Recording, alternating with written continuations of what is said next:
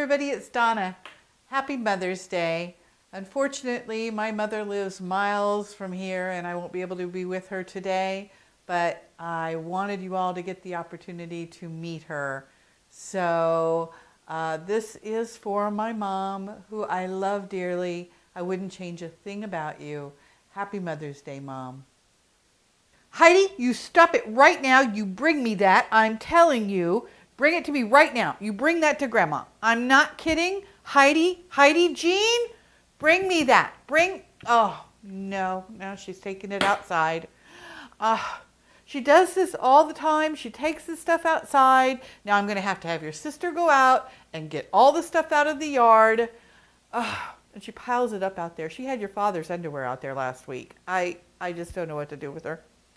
Oh my goodness. Anyway, well, you know, I told your father I had to send him to the store twice to get the bread for the French toast. I told him I needed Hawaiian bread, and I told him that I didn't want the rolls. I needed the whole loaf. What's he do? He brings me the rolls. And so I had to send him back to the store to get the loaf of bread. And we both know that this is what we need because this is what makes the French toast so good.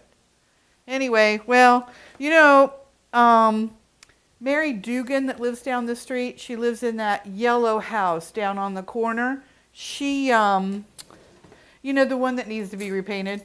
And she's got that really cute wreath that's on the front door. It's got the hydrangeas in it. She leaves it up all year long. You'd think that at least in December she could manage to put some lights in it or something for Christmas, but she doesn't.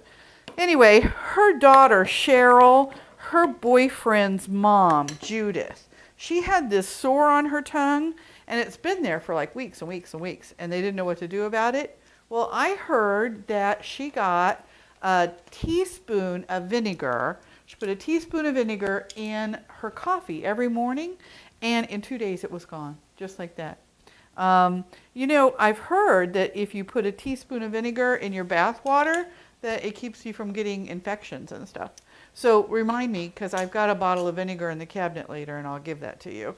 I got one for Millie too. I don't know about her. You know, she just frets over me. So we went to coffee last week, and she's got one of those big SVUs.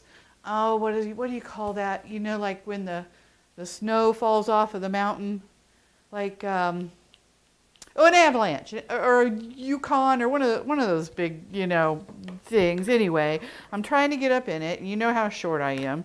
And here she comes with a footstool. She's going to try to help me get into this thing. I told her I can do just fine. It's got a handle on it and everything. And then she stands behind me and she says she's going to catch me if I fall. I would squish her if I fell. I swear. I don't know about her. But anyway, So anyway, her and I had gone to coffee, and we were sitting there, and this guy came out, and he had one of those, it's a big dog, it's fluffy, it's so cute. His name is, I can't even remember his name, but he was big and fluffy, and you couldn't see his eyes, a sheepdog.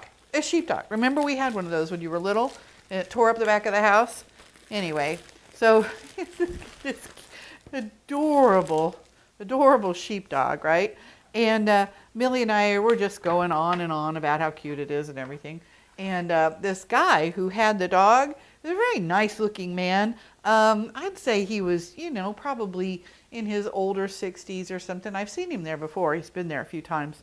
But anyway, he was sitting there having his coffee, and I was making over his dog and how cute it was and everything.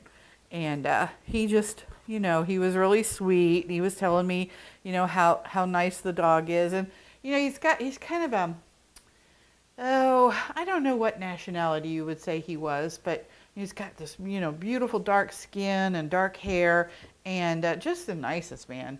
And I wonder if he lives down the street, because I think I've seen him somewhere before.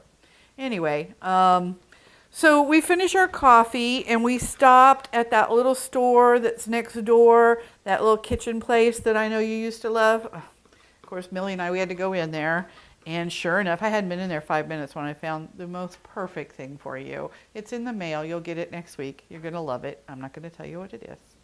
But anyway, so, we finished our coffee and Millie took me back home and we just had a lovely day. It was really, really nice. And I just wanted, oh my goodness. Oh, Heidi, stop that right now. Oh, there, John, go get her. I'm telling you. Oh, she just makes me so mad. She is so ornery. Do you know last week when your father was gone, he was gone 2 nights and she never left that kitchen. She stayed in her bed waiting for him by his computer room, waiting and waiting and waiting. I actually had to go get her and bring her to bed with me that night. She just loves him. He adores her too. Of course, he won't admit it because, we had dogs when you were growing up, but he wasn't around because he was working all the time. And now I think, he just absolutely, he adores her. He really does, but you can't get him to admit it. Oh, crappy doodle. I was going to show you how to make this, wasn't I? Oh, gosh. You know what? Just come over next weekend. I'll make it for you anytime. You know how that is. Now listen, everybody can come sit down. I have made, there's sausage gravy and 2 different kinds of biscuits. We've got scrambled eggs, bacon, sausage, of course the French toast, and there's jelly and what else? Donna, will you get the cantaloupe out of the refrigerator for me? And everybody just eat up. I don't care where you sit. Just sit wherever you want. And if there's any food left when this is done, I'm going to know you didn't like it. Hey, everybody. That was my mom. Isn't she a hoot? What'd you think? I love her. I wouldn't change a thing about her. Happy Mother's Day, Mom. Happy Mother's Day to all of you moms. Bye.